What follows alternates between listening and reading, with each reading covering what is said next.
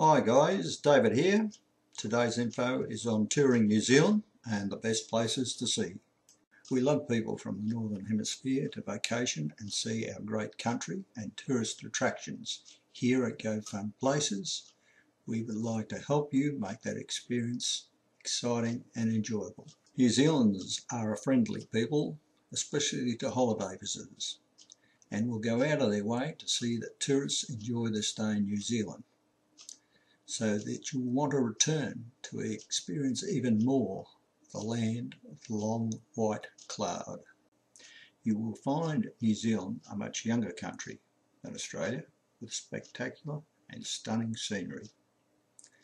This post is part of a series of Go Fun Places featuring New Zealand and Australia, and you will find it a valuable website whether you're a senior looking for less strenuous, a family, or backpackers looking for the more exciting experience.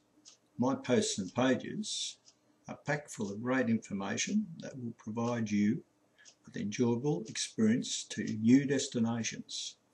Will provide you some education, a unique and real exciting places to see. This video allows me to show you a more in-depth view with extra images of the suggested destinations. I will not comment on each slide, but by clicking on individual photos you will be taken to additional websites for information. You'll find more of this information on my page, New Zealand Information and Facts. Now, this map provides you with information on the major cities and tourist destinations. Firstly, let's look at the North Island. Auckland is New Zealand's largest city and main transport hub for the surrounding islands and offers many exciting tourist attractions. Wherever you are in Auckland, the city of sails, you are never far from the water. From the west coast wild surf beaches to the northern outlook to the tranquil Hauraki Gulf. Make sure you get out in the water while you're there, whether it's relaxing on a harbour cruise, dolphin spotting or whale spotting, kayaking, surfing, or a fishing charter. Bay of Plenty, east of Auckland, gets its name when James Cook arrived in 1769 and anchored in the bay full of plantations and villages. Today it's still a place of plenty. There are gardens and orchards producing everything from kiwi fruit, citrus, avocados. In addition, the area abounds with local wines and fresh seafood, a place where you can wine and dine very well. Lake Taupo was created nearly 2,000 years ago by a volcanic eruption so big it darkened the skies in Europe and China. Attractions at Lake Taupo include fishing, swimming and boat cruising, and the swimmers can enjoy warm geothermal currents. Rotorua is the thermal wonderland of New Zealand, where numerous geysers, hot springs are found in and around the city. Rotorua is sited on top of the Pacific Rim of Fire, and hence the reason it is one of the world's most liveliest fields of geothermal activity. The Maori people have strong ancestral ties to Rotorua, being there for more than over 600 years. The Maori culture is centred around the hot springs and boiling mud pools. Now, moving to the South Island, it is the most spectacular part of New Zealand, especially in the Alps. Christchurch, the largest city in the South Island and the centre of the Canterbury Plains region, which stretches from the ocean to the Alps. It's a place of variety and many attractions. Christchurch was hit by a huge earthquake in February 2011. Much of the centre of the city, with classical neo-Gothic architecture, was destroyed and still remains somewhat of a war zone. Christchurch is known as the Garden City, where the Avon River flows through the centre of town. You can go punting. There's a fine range of shopping, good hotels with fine sophisticated dining. South of Christchurch is Dunedin, known as the Edinburgh of New Zealand. It wears its Scottish heritage with pride.